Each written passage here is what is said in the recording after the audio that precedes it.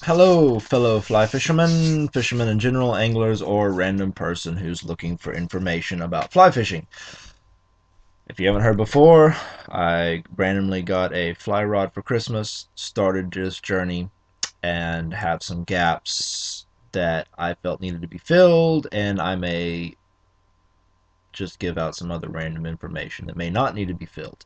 Anyway, tonight, um, right now it's tonight, you're probably watching this during the day, to kind of finish off my starter series, I'm basically going to do a what's in my bag, what equipment do I have, basically.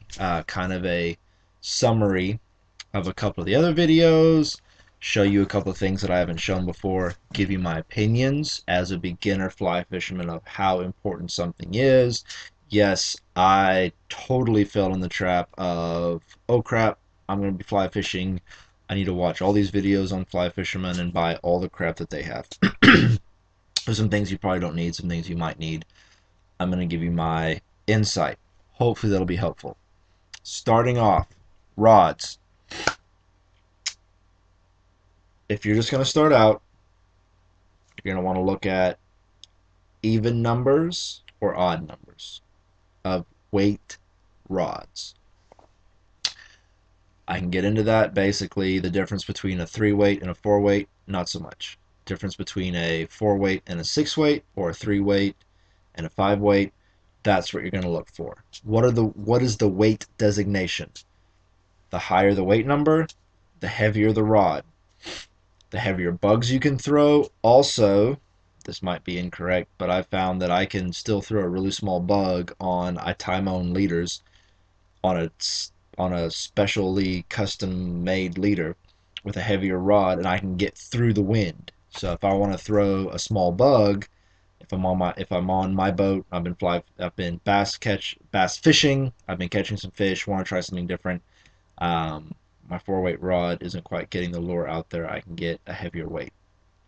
Experiment, try it out there. My personal opinion: 4 weight, 3 weight. If you're going to be doing a lot of just river walking, I love river walking, catching small perch, small panfish, bluegills, etc. Awesome fights. Um, Go out and buy your rod. eBay, Amazon, look at reviews, do your research. You can get some fairly inexpensive rods. Bass fishing, I like an 8 weight. Because I never know what size of bass I'm going to be bringing in. If I consistently catch smaller fish, I'll switch back to my 4 weight, but typically an 8 weight is something I like. So, those are the rods. Reels.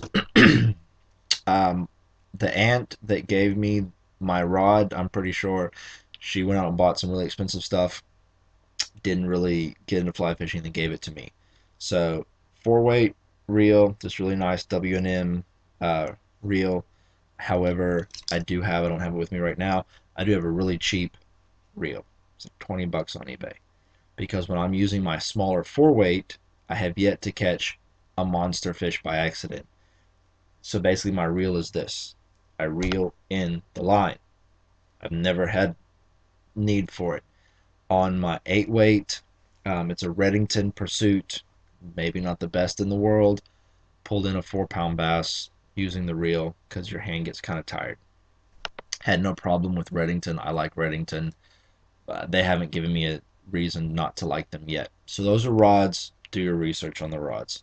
Talk to a lot of different people. I'm not here to review rods. Maybe one day I'll have people sending me rods. I'll review rods. But no one's really sending me rods. So we have the rods. We have the reels. Fishing line. A million videos on what you need for backing, for your actual fly line. I go on Amazon, I look at reviews, see what the cheapest is, and order it. I've had good success so far on that. I'd recommend that. Leaders. Leader is basically the connection between your fly line and whatever bug thing that you're throwing. I tie my own. I custom tie my own depending upon what bug, what different thing. I experiment. Some of the ones I've done have ended up horribly. Don't be afraid to fail. Just take all your stuff with you. There's another video. I'm sure there's a way I can link to it. Hopefully it'll show up. You can go to my channel and find it. Different fly lines. I carry different fly lines. I tie a lot of my own leaders, so I buy in bulk. I tie my own leaders, and then I throw them away after a while. That's the bass fisherman of me. Every year, throw everything you have left. Okay. Leaders, I still have a couple of tapered leaders that you buy online. There's a reason for that. Sometimes I'm just lazy, or sometimes I use up all the leaders that I have specifically tied because I was too lazy to make more.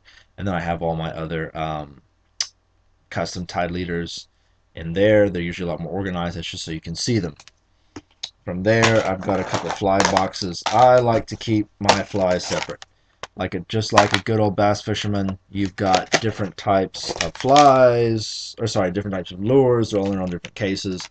I've got, a lot of these I picked up on eBay. Like this is an antique one. Picked it up at an auction actually for like $1. Look at auctions. Look at different boxes. I mean, there's another video. Once again, I'm old. I haven't figured all. I know there's older people on here that do that. I think they've got grandkids or something that's doing for them. I have one box that has all my favorites. Those are ones that I catch fish on regularly. Then I've got some other random stuff if I get bored. Okay, so there's that. When I was first starting out, oh, sorry. If you're going to be doing any type of dry fly fishing, you're going to want, I use Gink. I like Gink. The professionals out there that have a lot more money than I do might have something better they recommend. That's fine. I'm not getting paid to do this yet, so I buy the cheap crap Gink. You use that. It's like a silicone rub to put on your floating flies to make sure they continue to float. You can also rub it on your leaders to kind of help them float too. So when I first started this out, you look at the professional fly guys, and they have all these little nifty little clippers and hemostats, which are basically pliers that you can lock onto stuff, and they have it somehow attached to this really nice vest. Well, I'm poor by choice because I have way too many freaking hobbies. So what I did, I don't know if any of you ever did macrame, like in the Boy Scouts or something. Macrame, I'm not going to sit here and tell you how to do macrame. I'm sure there's YouTube videos. I'm sure there are a million different ways that you could do this too. So I went out and I bought some 550 cord because I love 550 cord. You always might need it in a survival situation. And then I made some little dangly bits. And you can go buy, you watch the videos where they like pinch. They've got these nifty little pinchers. So I guess if you're trout fishing, you want dark colors. You don't want shiny things to like shine off and scare the fish. You can go buy at Orvis. I have nothing against Orvis. Okay, I'm just using them because I've been to their store. You can go buy some of these little pincher things to pinch your line from Orvis for about 12 bucks. Or you can go to CVS and buy these shiny little tweezers for 99 cents. And they work just fine. Yes, you've got to articulate this little thing, flip it around when you get to the lake, but it does the exact same job. There's my hemostats. I actually picked those up online for like 99 cents too. And then I've got an optional extra clippy thing because now that I've started doing this when I bass fish, I actually will wear this too.